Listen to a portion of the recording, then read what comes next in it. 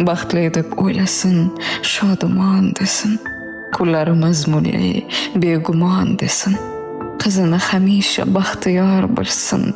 Siz meni onamga yaxshi deb ayting. Bolam deb jonini o'rtamasin hech, tunlar bedor bo'lib o'ylamasin hech.